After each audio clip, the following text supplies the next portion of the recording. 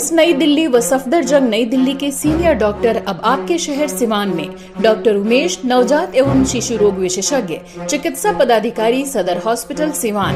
Doctor Umesh जो आपके बच्चों का कर रहे कुशल व बेहतरीन इलाज। सुशीला देवी हॉस्पिटल, डॉक्टर उर्मिला अखौरी के सामने, hospital road Siwan. Mobile number 9199720654 और 7250722154। कितना सीट आएगा सर सिवान में? 200 के पार जाएंगे इस बार। मुख्यमंत्री सर, मुख्यमंत्री जदयू या भाजपा? सर मुख्यमंत्री किसका, जदयू या भाजपा? एनडीए के नेतृत्व में सरकार बनेगी। नीतीश कुमार जी के नेतृत्व में लड़ेंगे, जीतेंगे। सर नीतीश कुमार जी के नेतृत्व में लड़ेंगे, नीतीश कुमार जी के नेतृत्व में सरकार सर तेज बनाएंगे। प्रताप के बारे में क्या कहेंगे सर? अच्छा किए हैं पूरा? पार्टी और विपक्षी दल इस पर राजनीति कर रहे हैं। ममता बनर्जी ने जिस तरह की भाषा पश्चिम बंगाल में प्रधानमंत्री जी के लिए बोली है, उसकी मैं घोर निंदा करता हूं। दीदी मर्यादा मत तोड़ो। हम लोग भी मर्यादा तोड़ सकते हैं, लेकिन हम एक संस्कारी पार्टी हैं, मर्यादा नहीं तोड़ रहे।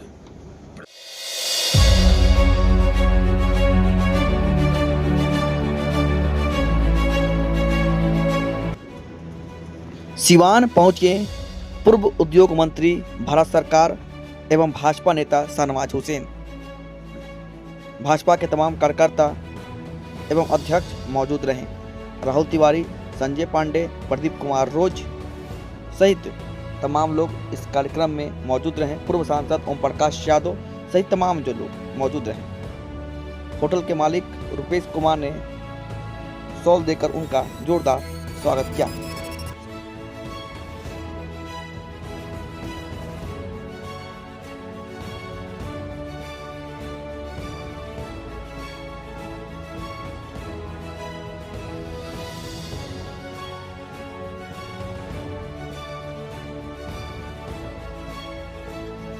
और ज्यादा लोगों को मार सकते थे, क्योंकि सुरक्षा कर्मी वहां नहीं थे, उनके पास समय था, वो ओपन फायर कर देते, बच्चे और महिलाएं भी मारी जाती। लेकिन उन्होंने आईएसआई के कहने पर जनरल मुनीर, जो पाकिस्तान के का जनरल है, जनरल सैयद आसिम मुनीर, जो एक वर्दी में आतंकी है, वर्दी में जिहादी है, उसके कहने पर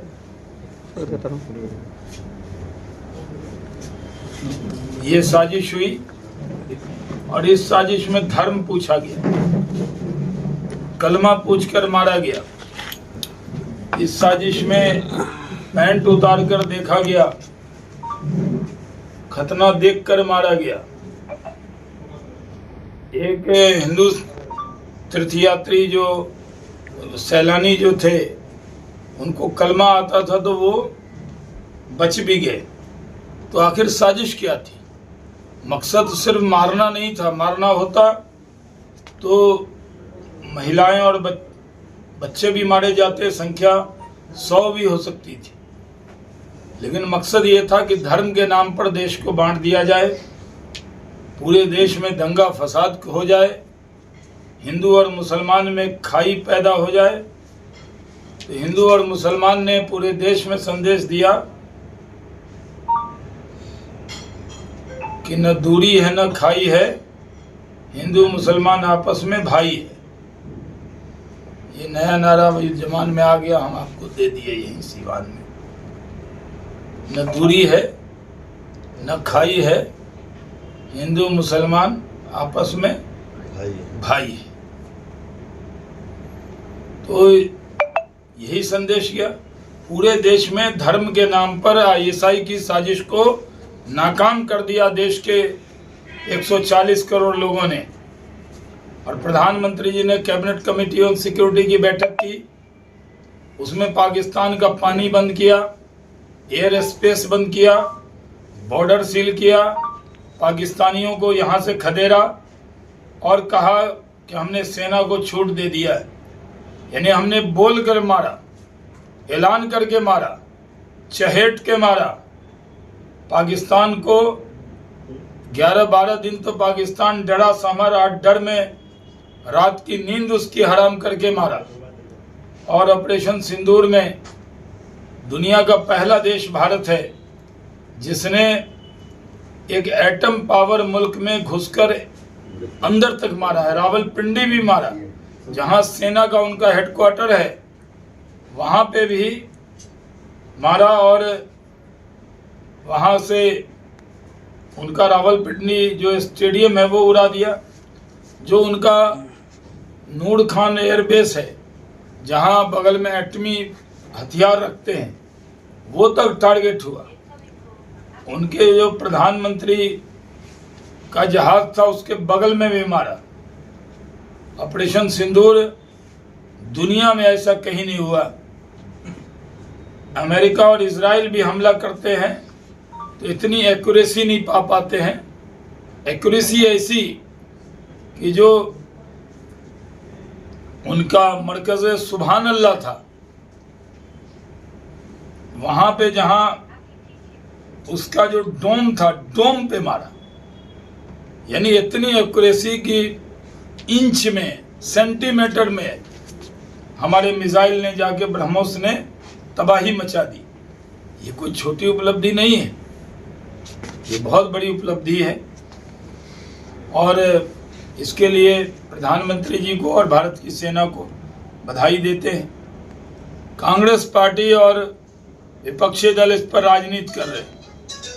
ममता बनर्जी ने जिस तरह की भाषा पश्चिम बंगाल में प्रधानमंत्री जी के लिए बोली है, उसकी मैं घोर निंदा करता हूं। दीदी, मर्यादा मत तोड़ो। हम लोग भी मर्यादा तोड़ सकते हैं, लेकिन हम एक संस्कारी पार्टी हैं, मर्यादा नहीं तोड़ रहे। प्रधानमंत्री जी पर जिस तरह के निजी हमले ममता बनर्जी ने किए हैं, इतिहास में इस तरह कभी किसी मुख्यमंत्री के जरिए निजी हमले प्रधानमंत्री पर नहीं किए गए। ममता बनर्जी पूरी तरह घबरा गई। उन्हें मालूम है कि मोदी ने राष्ट्र का चुनाव जीता, महाराष्ट्र का चुनाव जीता, हरियाणा जीता, दिल्ली जीता, अब बिहार जीतेंगे और बंगाल की भी बारी है। इस जवाब बंगाल की जनता, उनकी जो बदजुबानी है ममता बनर्जी की, ममता बनर्जी ने कल बदजुबानी की है, गाली गलौज की है, ऑपरेशन सिंदूर का अपमान किया है। उस अपमान का बदला बंगाल की जनता उनसे जरूर लेगी। प्रधानमंत्री जी आज विक्रमगंज में बड़ी सभा को संबोधित कर रहे हैं। बहुत बड़ी अपार भीड़ वहां आई है। प्रधानमंत्री आज बहुत बड़ी सौगात देने वाले हैं।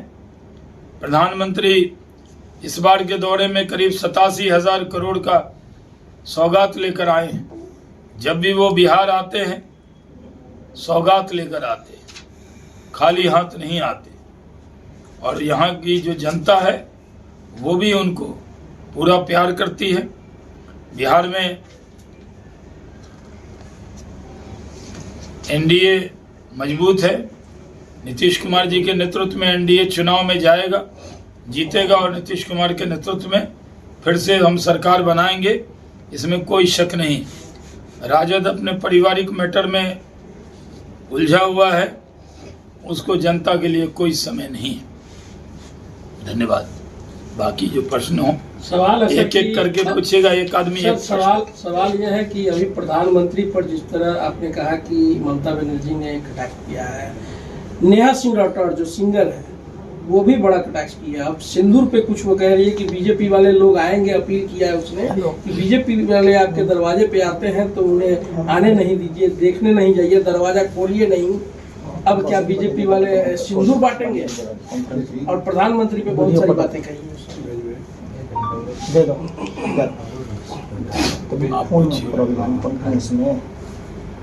ऑपरेशन सिंदूर को लेकर जवाब देने लायक नहीं। और क्या कार्यक्रम है सर्कल जिस तरीके से प्रधानमंत्री जी का दौरा हुआ, अच्छा ऑपरेशन सिंदूर को लेकर के जो बीजेपी और क्या कार्यक्रम चलाने वाली है? ऑपरेशन सिंदूर को लेकर कोई कार्यक्रम तो ऑपरेशन सिंदूर सेना का कार्यक्रम था। सेना के यश पे पूरे देश को गर्व होना चाहिए। और ये यश और गर्व को लेकर हम जनता के बीच में जाएंगे। स्वाभिमान जो हमारा है कि अगर कोई हमारे लोगों को धर्म के आधार पर घुसकर मारेगा तो हम उसको कहीं भी आतंकी छुपा हो वो सुरक्षित नहीं है। संदेश पाकिस्तान को दे दिया है। अभी ऑपरेशन सिंदूर चल ही रहा है, स्थगित नहीं, थोड़ी देर के लिए हमने उसको रोका है। पाकिस्तान अगर अपनी नापाक हरकतों से बाज नहीं आएगा तो वो कार्रवाई जारी है। सर कि जिस तरह से कल प्रधानमंत्री जी का दौरा हुआ और उसमें नीतीश कुमार जी दिखाई कई जगहों पे नहीं दिए, चाहे रोड शो हो या फिर जो भी हो, तो क्या माना जाए कि कल एक जगह एयरपोर्ट छोड़ करके तो 2 ही कार्यक्रम हुआ, एक कार्यक्रम रोड हुआ शो जो सर हुआ उसमें नहीं दिखाई दिए, तो क्या सर यह नहीं माना जाए कि बीजेपी इग्नोर कर रही है कहीं ना कहीं नीतीश कुमार जी को? प्रधानमंत्री जी के साथ शाने बशाने वो खड़े थे, एयरपोर्ट पे कार्यक्रम हुआ और प्रधानमंत्री जी को बीजेपी ऑफिस आना था रोड शो करते हुए, तो प्रधानमंत्री जी रोड शो करते हुए बीजेपी ऑफिस आए और कार्यक्रम हुआ। आज के विक्रमगंज के कार्यक्रम में नीतीश कुमार जी रहेंगे और बहुत बढ़िया भाषण भी करेंगे, अभी हम बता देते पहले से एडवांस में। सर आपके पूर्व सांसद कभी कभी नाराज दिख रहे हैं, चुनाव लड़ने की बात कर रहे हैं, कोई नाराज नहीं है, क्या नाराज कुछ होते तो हमारे साथ रहते हैं। किस पे क्या कहना चाहेंगे सर? हमारी पार्टी के नेता है, जो भी बात कहना होता है पार्टी में लोग कहता ही है। सर एनडीए में क्या चिराग पासवान जी से सब ठीक ठाक चल रहा है या फिर 2020 वाली घटना फिर से दोहराई जाएगी? सब बढ़िया है, सब चंगा सी। क्योंकि कुछ दिनों पहले जो चर्चाएं चली स्वतंत्र चुनाव लड़ सकते हैं चिराग पासवान। जी सब बढ़िया है। नीतीश कुमार जी के नेतृत्व में बीजेपी, जेडीयू, चिराग पासवान जी की पार्टी, उपेंद्र कुशवाहा जी की पार्टी, जीतन राम मांझी जी की पार्टी इकट्ठे होकर लड़ेंगे। अब की बार 200 के पार सीट जीतेंगे। तेजस्वी यादव पूर्व विपक्ष के नेता कहलाएंगे क्योंकि 23 से भी कम सीट उनको आने वाली है। विपक्ष के नेता के दर्जा लायक सीट भी उनको नहीं मिलेगी। एक एक आदमी एक एक सवाल पूछिएगा। बिहार में आपका तो हो गया। प्रशांत किशोर जी घूम रहे हैं, सिवान में भी हैं, आज लगभग 3 से 4। आपने बिहार के हैं तो बिहार में तो घूमेंगे, जैसे हम बिहार में आए हम घूम रहे हैं तो हमारा उनसे पूछिएगा कि शाहनवाज जी भी घूम रहे हैं। तो ऐसे करके अपने यहाँ तो कोई परमिट भी नहीं है, सबको आने का अधिकार है। पार्टी नहीं बनाए, हर चुनाव में एक नई पार्टी बनती है। पहले भी बिहार की एक बच्ची थी, उसने एक पार्टी बनाई थी, वो भी लड़ी थी हर जगह। इस बार ये भी लड़ेंगे हर जगह। तो पार्टी तो बनती है चुनाव में और अच्छी बात है। वो पहले दूसरों के लिए नारे लिखते थे, दूसरों के लिए दीवार लेखन कराते थे, दूसरों का पोस्टर डिजाइन करते थे, दूसरों का बैनर डिजाइन करते थे। अब सब अपने लिए कर रहे हैं, कर दो तो अच्छी बात है, करें, उनको शुभकामना है। आरसीपी सिंह भी अब उनके साथ हो गए, अपनी पार्टी को विलय कर मेरे साथ संजय पांडे हो गए। सर आप ही के पार्टी के पत्रकार राज्य रंजन की पत्नी है जो आरोप लगाती है जब भी चुनाव आता है बीजेपी के लोग राज्य रंजन के आगे करते हैं, जैसे श्रीकांत भारती हो गए और चंदा बाबू हो गए, चुनाव आने पर बीजेपी के लोग आगे करते हैं इनको। नहीं, हम लोगों के दिल में जगह है उन लोगों के लिए। ठीक है। नहीं पूछिए कुछ भी, सब चीज बता। आपके शहर में खुल गया है big wash dry cleaners and laundry. अब आपको नहीं है कपड़ों को धोने और सुखाने की चिंता करने की जरूरत। हमारे यहाँ पर बिना कपड़ों की क्वालिटी को नुकसान पहुँचाए सभी प्रकार के कपड़े आधुनिक मशीन से ड्राई क्लीन किए जाते हैं। हमारे यहाँ ऑर्गेनिक केमिकल के द्वारा कपड़ा, बेडशीट, कंबल, सोफा, पर्स सभी तरह के कपड़ों की सफाई की जाती है। तो अब देर क्यों, आज ही संपर्क करें big wash dry cleaners and laundry, Mahadeva road, near Malviya Chowk, Siwan.